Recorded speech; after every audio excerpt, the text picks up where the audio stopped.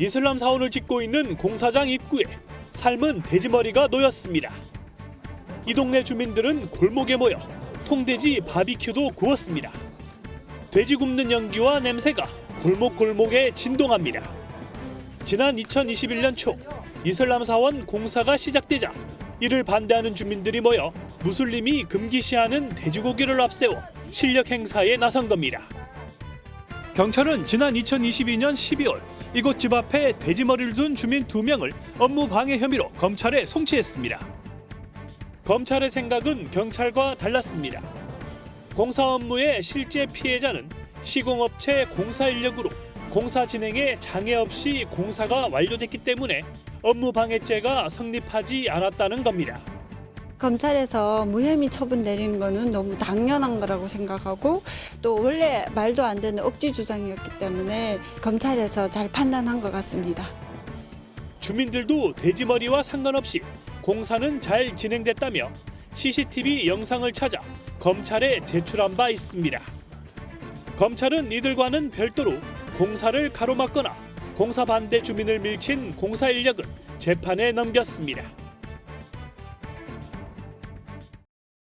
중국 연구진이 치사율 100%에 달하는 코로나19 변이 바이러스를 제조해 실험까지 진행한 것으로 드러났습니다. 해당 연구 결과는 논문 공유 플랫폼인 바이오 가카이브에 발표됐습니다. 현지 시간 16일 뉴욕포스트에 따르면 베이징화학기술대학, 베이징 플라종합병원, 난징대 의대 등 현지 연구진은 2017년 천상갑에서 처음 발견된 코로나 바이러스를 변형한 GXP2V를 제조했습니다. 이후 해당 바이러스를 사람과 유사한 유전적 특성을 가지도록 조작된 실험용 쥐에게 투여했고 쥐들은 눈, 폐, 뼈, 뇌 등 기관이 감염돼 8일 만에 모두 숨졌습니다. 죽기 며칠 전 쥐들은 빠르게 체중이 줄고 구부정한 자세를 보였으며 극도로 느리게 움직였습니다. 특히 죽기 전날에는 눈이 완전히 하얗게 변하기도 했습니다. 이번 연구는 코로나 관련 바이러스에 감염된 쥐의 치사율이 100%라고 보고한 최초의 연구로 이전에 보고된 다른 연구 결과를 훨씬 능가하는 것이라고 연구진은 밝혔습니다. 다만 인간에게 어떤 영향을 미칠지에 대해서는 확인되지 않았습니다. 일부 전문가들은 우려의 목소리를 내고 있습니다. 영국 유니버시티 칼리지 런던 유전학 연구소의 역학 전문가인 프랑수아 발루는 매우 끔찍하다, 과학적으로 완전히 무의미하다고 비난했습니다.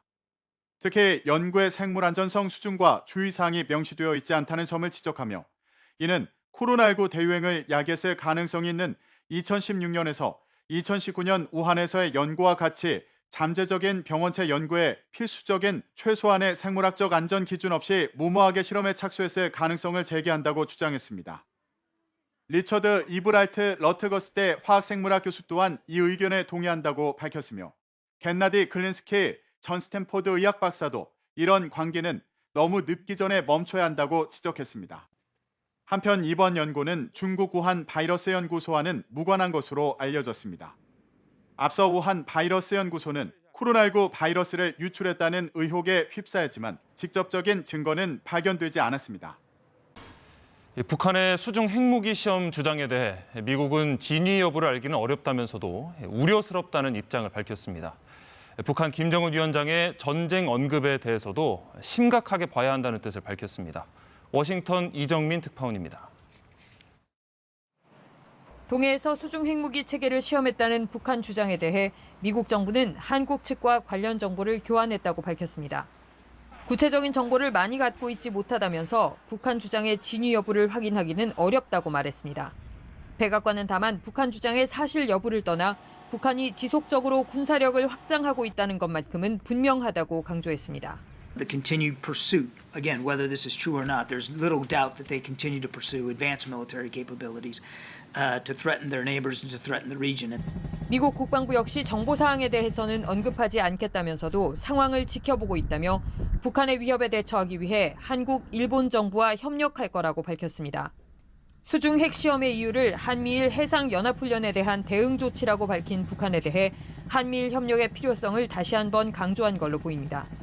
백악관은 최근 김정은 북한 국무위원장이 전쟁을 언급한 데 대해서는 심각하게 받아들이고 있다고 언급했습니다. You have to take rhetoric like that seriously from a man in charge of a regime that continues to pursue advanced military capabilities. 그런 북한의 위협을 해결하기 위해 그동안 노력해왔다면서 북한 정권은 군비 증강이 아닌 북한 주민들을 먹여 살리는 데 더 집중해야 할 거라고 덧붙였습니다. 백악관은 북한과 러시아 간의 협력 강화를 두고도 우크라이나뿐 아니라 미국의 이익 그리고 한반도에도 우려스러운 일이라고 재차 강조했습니다. 워싱턴에서 KBS 뉴스 이정민입니다. 반려동물을 껴안고 줄을 선 사람들. 동물병원 순서를 기다리고 있는 걸까요? 이들이 모인 곳은 멕시코 한 교회인데요. 동물 수호자로 알려진 성 안토니오의 날을 기념해 성수 세례를 받으러 온 겁니다. 성수를 뿌리자 펄쩍 놀란 말이 작은 소동을 피우기도 했다는데요. 축복받은 동물들이 모두 건강하고 행복하길 기원합니다. 오늘의 세계였습니다. 세관에 적발된 초콜릿과 젤리 등 제품입니다. 대마 성분을 의미하는 문구나 대마인 모양의 그림이 그려져 있습니다. 모두 국내로 들여올 경우 불법인 제품들입니다. 광주 본부세관은 지난해 10월 인천공항에서 수화물 검색 중 이 제품들을 찾아냈습니다. 수취인을 추적한 세관은 목사인 56살 A씨와 미국인 학원 강사 28살 B씨를 붙잡았습니다. 전북 지역에서 활동하는 A씨는 대마 크림과 대마 초콜릿, 대마 젤리 등 대마 제품 411g을 국제 우편물로 밀수입한 혐의를 받고 있습니다. 마약류 밀수입 범죄 전력이 있는 한국계 미국인 67살 C씨와 공모했습니다. B씨는 대마 젤리 189g을 영양제 병에 넣어 해외 직구하는 것처럼 국제 택배로 밀수입한 것으로 조사됐습니다. 이들이 밀수한 대마 제품은 일부 합법화한 국가가 있지만 우리나라에서는 식약처 승인 없이 들여오면 처벌 대상입니다. 해외에서 섭취한 경우에도 처벌받을 수 있습니다. 대마 잎 모양이 나와 있거나 그다음에 칸나비스, 칸나비노이드, 그다음에 THC 이런 글자들이 적어져 있거든요. 그래서 이제 성분을 좀 확인해 하시면은. 세관은 A씨와 B씨를 마약류 관리법 위반 혐의로 검찰에 넘기고 C씨의 뒤를 쫓고 있습니다. 북극 한파와 겨울 폭풍이 사람의 목숨까지 앗아갈 정도입니다. 지금까지 미국, 테네시 등 9개 주에서 최소 40명이 숨졌는데 이번 주말에 또 한 차례 한파가 덮칠 걸로 보입니다. 로스앤젤레스에서 홍지은 특파원입니다. 눈 덮인 고속도로 한쪽이 꽉 막혀 있습니다. 차량 줄 맨 앞에는 트럭 한 대가 심하게 망가진 채 서 있습니다. Oh man, the cab smashed in. Somebody hit that thing. 현지 시간 15일 저녁 테네시주에서 트럭 운전자가 눈 쌓인 고속도로에서 차량 통제력을 잃고 트랙터 트레일러를 받아 숨졌습니다. 지난 일주일 동안 겨울 폭풍으로 인해 테네시주에서만 14명이 사망했습니다. 오리건주에서는 나무가 쓰러지면서 송전선이 SUV 차량을 덮쳐 3명이 목숨을 잃었습니다. The vehicle was electrified, and so when they touched the ground and touched the vehicle, the electrical current ran through them. 미국을 덮친 북극 한파로 9개 주에서 최소 40명이 사망한 것으로 파악됐습니다. 강추위에 마을 물 저장 탱크가 터졌고 수만 가구가 정전되는 등 피해도 잇따랐습니다. 현지 시간 17일 시카고와 디트로이트는 영하 15도를 나타내 알래스카 주도인 주노보다 더 추웠습니다. 현재 미국민 7천만 명이 한파 영향권에 놓인 상태입니다. 미 기상청은 이번 주말에도 중서부 지역을 가로질러 동부까지 추위가 몰아칠 것으로 예상했습니다. 로스앤젤레스에서 JTBC 홍지은입니다. 가자지구에서 최소 1,600명의 팔레스타인 어린이가 전쟁으로 인해 숨졌다고 가자지구 보건부가 밝혔습니다. 하마스가 운영하는 가자지구 보건부는 현지 시간 16일 이스라엘 공격으로 숨진 팔레스타인인이 24,285명을 넘어섰다며 그중 어린이는 1,600명, 여성 7,200명, 노인이 1,049명이라고 밝혔습니다. 어린이 사망자 수만 보면 개전 이후 하루 평균 100명씩 숨진 셈입니다. 가자지구 보건부는 여전히 많은 희생자가 잔해 아래 도로 위에 있다며 구급차가 접근할 수도 없다고 걱정했습니다. 앞서 이스라엘군은 가자지구 사망자 중 9,000명 이상이 하마스 대원들이라고 주장한 바 있습니다. 먹는 샘물에서 미세 플라스틱이 나왔습니다. 걱정이 많이 됩니다. 그런데 이 정도면 안전한지 아닌지도 알 수가 없습니다. 기준조차 없기 때문입니다. 상당히 심각한 문제입니다. 이슬기 기자가 취재했습니다. 연구원들이 페트병에 담긴 먹는 샘물을 여과 필터에 붓습니다. 20마이크로미터, 즉 0.02mm 이상의 미세 플라스틱을 걸러냅니다. 크기는 한 50에서 60 마이크로미터 정도 될 걸로 보입니다. 국립환경과학원이 지난해 시중에 유통되는 먹는 샘물 30종을 조사해보니 평균 1리터당 0.9개의 미세 플라스틱이 검출됐습니다.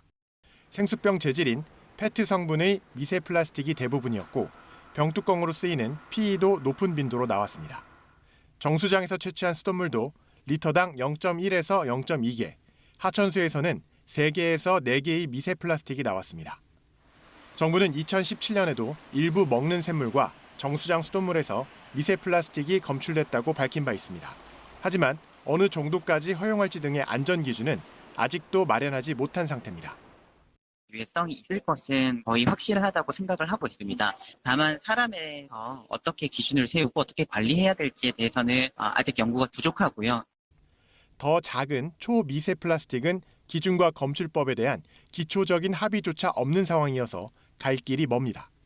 라만 분석법이라든가 전자현미경을 이용해서 더 작은 입자 사이즈의 미세 플라스틱에 대한 연구가 진행될 계획이고요. 환경부는 관련 연구가 끝나는 대로 미세 플라스틱 종합 관리 방안을 신속히 세우겠다고 밝혔습니다. KBS 뉴스 이슬기입니다. 태국의 한 폭죽 공장에서 폭발과 함께 불이 나 약 20명이 숨졌습니다. 현지 경찰은 이 폭죽 공장이 불법으로 운영된 것으로 보고 수사에 나섰습니다. 방콕에서 정윤섭 특파원이 전해왔습니다. 태국 중부 수판부리의 한 벌판. 시커먼 연기가 끊임없이 뿜어져 나오고 구급차가 급히 달려갑니다. 미처 대피하지 못한 차량 한 대는 불에 타버렸습니다. 불이 꺼진 현장, 건물은 뼈대만 남았고 집기들은 사방으로 흩어졌습니다.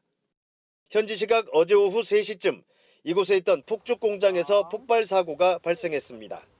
공장 안팎에 있던 폭죽과 재료가 잇따라 터지고 화재로 이어지면서 지금까지 약 20명이 숨졌다고 현지 경찰이 밝혔습니다. 경찰은 정확한 인명피해 규모를 조사 중이지만 공장 주변 마을 등으로까지 피해가 확산하진 않은 것으로 보인다고 설명했습니다. 세계 경제 포럼 참석을 위해 스위스 다보스에 머물던 세타 타위신 태국 총리는 전화로 보고를 받고 신속한 피해 수습을 지시했습니다.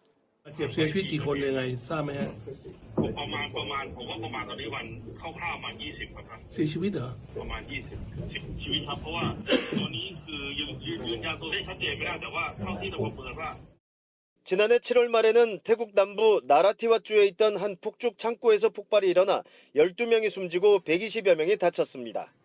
당시 경찰 조사 결과 창고에는 1톤이 넘는 불법 폭죽이 보관돼 있었습니다. 경찰은 이번 사고가 난 폭죽 공장도 불법 폭죽 등이 있었던 것으로 보고 수사에 나섰습니다. 방콕에서 KBS 뉴스 정윤섭입니다.